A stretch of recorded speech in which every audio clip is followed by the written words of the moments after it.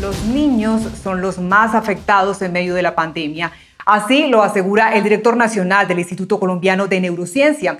En entrevista con María Elvira Arango, además habla de los detalles, los resultados de un estudio sobre el aislamiento en medio del coronavirus. Un saludo especial para todos. Desde mi cuarentena a la del doctor Jorge Eslava. Es neurólogo infantil y es el director nacional del Instituto Colombiano de Neurociencia, que acaba de publicar un gran informe sobre el efecto del confinamiento en la salud mental de los niños. Muy preocupante. Doctor, ¿cómo está? ¿Qué fue lo que más lo sorprendió del estudio? Doña María Elvira, buenas tardes. Me sorprendió los números que arrojó. 88% en promedio de niños con evidencia de compromiso de su salud mental y casi 50% de niños con dificultades para tramitar su escolaridad.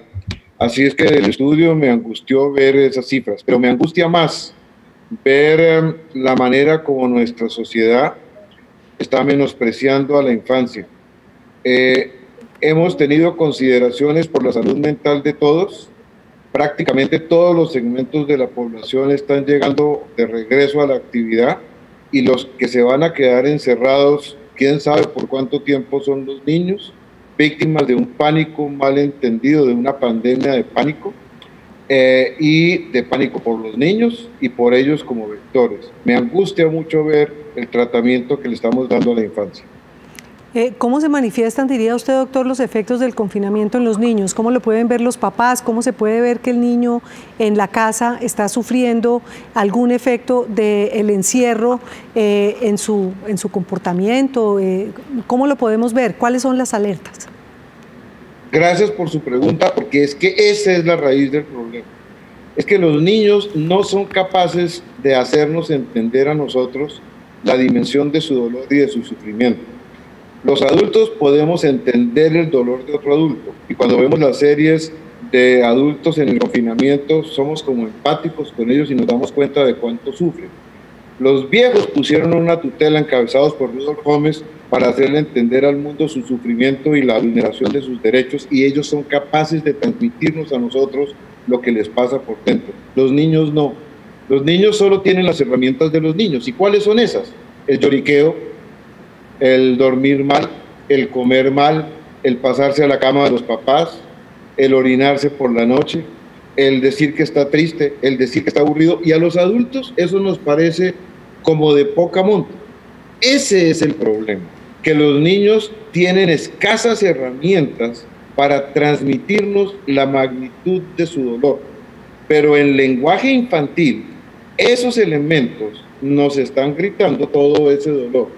Me llegó hoy una filmación que le voy a compartir más tarde de una niña canadiense que sí se dio mañas de mostrarnos la magnitud del dolor. Es terrible, pero las manifestaciones para responder sus preguntas son manifestaciones de niños.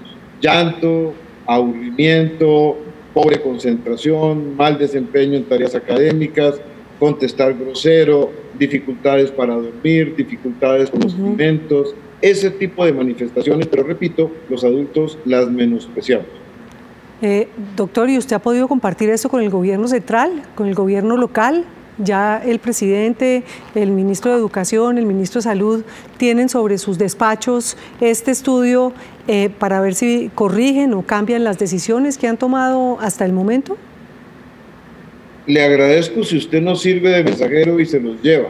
Lo he dicho en todos los tonos, en todos los sitios. Solo me falta encadenarme con Greta Thunberg en la Plaza de Bolívar en huelga de hambre a ver si alguien lo escucha. Pero las autoridades centrales parecería no estar interesados en eso. Llegó a dar un dato muy interesante. Respeto profundamente y agradezco lo que han hecho las autoridades en el curso de la pandemia, que eso quede claro. Esto no es una búsqueda de culpables, para nada. Respeto lo que han hecho y lo agradezco. Sin embargo, echo de menos que en casi 6 meses de alocuciones todas las noches, yo no he escuchado la primera alocución del presidente dirigida a los niños. La primera alocución de la primera ministra de Noruega en la pandemia fue a los niños. Los niños conforman la tercera parte del censo poblacional de Colombia. y a los niños nadie se dirige, nadie les pregunta, nadie piensa en ellos. Ese es el problema. El material está, lo hemos presentado en todas partes, apareció en la revista Semana de este fin de semana, lo hemos publicado en muchas partes, la alcaldía de Bogotá lo conoce.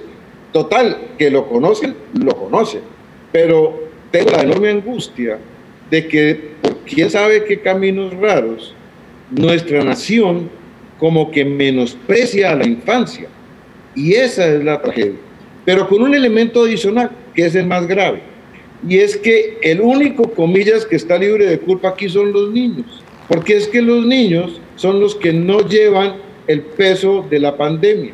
La tasa de letalidad en Colombia para ancianos al día de hoy, publicada por el Instituto Nacional de Salud, la tasa de letalidad por COVID en ancianos es del 17%, en adultos no ancianos es del 1,2% y de niños es del 0,1%.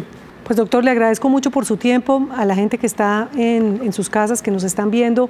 Atención, ojo a los niños, ojo a esas alertas, a esas manifestaciones, si a veces no lo pueden decir con palabras, pero hay que ponerle atención a los niños en estos tiempos tan difíciles que nos tocó vivir, seguir las instrucciones de lo que nos mandan, seguir en cuarentena si eso es lo que toca y esperar a ver las nuevas instrucciones del gobierno central y a ver si podemos volver y pueden volver los niños al colegio.